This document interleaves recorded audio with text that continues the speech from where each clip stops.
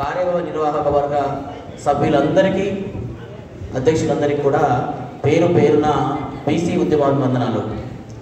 ఎన్నికలు నోటిఫికేషన్ వచ్చేసింది. ప్రతి పార్టీలు వాళ్ళ స్ట్రాటజీ ఏంటి, బీసీలకు ఏమి ఇస్తాం ఏమి ఏమన్న విషయాలతో చాలా స్పష్టంగా మావి అగ్రవర్ణాల రాజ్యమే, మేము మీకు సీట్లు ఇస్తే ఏముంటే కూడా ఏం చేసుకుంటారు, మీరు ఏమి చేయలేరు అన్న గర్వంతో వాళ్ళ సీట్ల పంపిణీ సీట్ల గురించి కూడా వాళ్ళు రిలీజ్ చేయడం జరిగింది. బీఆర్ఎస్ పార్టీ అయితేనేమి, కాంగ్రెస్ అయితేనేమి, రేపు పొద్దునొచ్చే బీజేపీ అయితేనేమి, అన్ని వర్గాలది కూడా అగ్రవర్గాల పార్టీలే. మొన్న చూస్తే రేవంత్ రెడ్డి గారు, పొన్నాల లక్ష్మయ్య గారు 45 సంవత్సరాల సీనియర్ నాయకుని పట్టుకొని నువ్వు చూసేది ఏముంది, నువ్వు చచ్చే సమయానికి పార్టీ మారితే ఏందని చాలా అవమానకరంగా అదే మెదడుని ఆయన ప్రెస్ మీట్లో మాట్లాడుతూ 40 సంవత్సరాల సీనియర్ నాయకులు బీసీ నాయకులకు కూడా కనీసం ఎక్కడైనా కలిసినప్పుడు నమస్కారం పెడితే తిరిగి ప్రతి నమస్కారం పెట్టే పరిస్థితి కూడా లేదని ఎంతో బాధపడుతూ చెప్పాడు ఆ విషయాన్ని.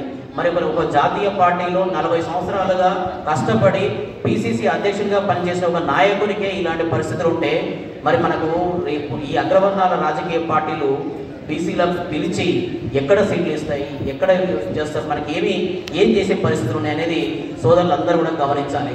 మరి ఇప్పటివరకు సోదరుడు శివశంకర్ గారు చెప్పినట్టు జ్యుడిషియల్ వ్యవస్థలో, ఆరోగ్య వ్యవస్థలో, రెవెన్యూ వ్యవస్థలో, రాజకీయ వ్యవస్థలలో అట్టడుగు స్థాయి నుంచి అగ్రభాగాల వరకు జరుగుతున్న అన్యాయాలు ఎట్లా జరుగుతున్నాయి, ఏం చేస్తున్నారు వాళ్ళనేది చాలా సోదరులు చాలా స్పష్టంగా చెప్పారు.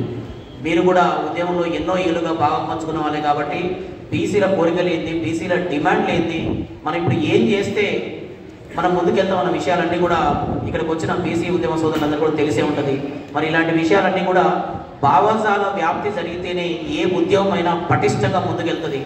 భారతదేశంలో బీసీల ఉద్యమం అనేది 84 కోట్ల బీసీలు ఈరోజు బీసీల ఉద్యమంలో పాల్గొని బీసీల ఉద్యమంగా చేస్తున్నారు.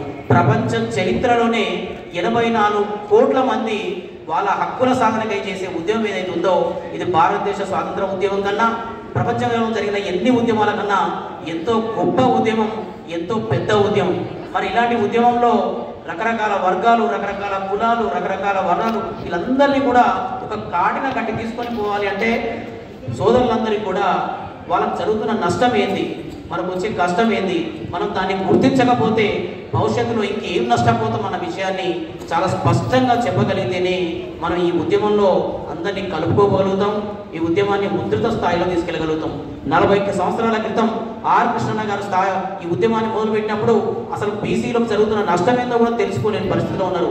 అన్న 40 సంవత్సరాల్లో వందల మందిని, వేల మందిని ఈరోజు ఇట్లా నాయకుల్లాగా తయారు చేసి ఇక్కడ కూర్చోబెట్టి మనం అందరం కూడా గ్రామ స్థాయిలో వెళ్ళి మనకి ఏం జరుగుతుందో తెలియదు మిగతా సోదరులకు చెప్పగలిగే స్థాయిలోకి ఒక నాయకులను తయారు చేసి ఒక ఫ్యాక్టరీని తయారు చేసాడు. జాతీయ బీసీ సంక్షేమ సంఘం అంటేనే నాయకులను ఉత్పత్తి చేసే సంఘం, నాయకులను తయారు చేసే ఫ్యాక్టరీ ఒకటి. ఈరోజు సైనికులంతా కూడా చాలా గొప్పగా ఎంతో ఉన్నతంగా ఈరోజు మనం అందరం కూడా ఈరోజు ఈ స్థాయిలో తీర్చిదిద్దబడ్డారు. మరి ఇలాంటి పరిస్థితుల్లో మనం గ్రామ స్థాయిలో అయినా, మండల స్థాయిలో, జిల్లా స్థాయిలో, రాష్ట్ర స్థాయిలో సోదరులు జరుగుతున్న అన్యాయం ఏందన్న విషయాన్ని భావజాల వ్యాప్తిని మనం తెలియజేయగలిగితే మనకి ఏం జరుగుతుందో, నష్టం ఎట్లొస్తుందో సోదరులు చెప్పినట్టు పైన వడ్డించేవాడు వాళ్ళే ఉంటే తప్పనిసరిగా విస్తరి వాళ్ళకే వేస్తారు, వడ్డన వాళ్ళకే జరుగుతుంది. మనం వాళ్ళు తింటూ ఉంటారు, మనం చూస్తూ ఉంటాం. ఇట్లాగే ఉంటుంది కాబట్టి పరిస్థితి ఈ నష్టాన్ని ఏందో ఇప్పుడున్న ప్రజలకి మొత్తం గ్రామ స్థాయిలో, అట్టడుగు స్థాయిలో కూడా క్లియర్గా మనం ఉద్యమాన్ని తీసుకుపోయి వాళ్ళకందరికీ కూడా చెప్పాల్సిన అవసరం ఉంది. ఎన్నికలు సమీపిస్తున్న వేళ అన్ని పార్టీలు వాళ్ళ అజెండా ఏందో చెప్పారు కాబట్టి బీసీల అజెండా ఏందో ఇప్పుడు కృష్ణన్న గారు చెప్తారు. ఆ అజెండాని మనం అందరం కూడా తూచా తప్పకుండా మనం కలలు కన్నా ఉద్యమ లక్ష్యాన్ని సాధిద్దామని తెలియజేస్తూ సెలవు తీసుకుంటున్నాను. జై బీసీ, జై జై బీసీ.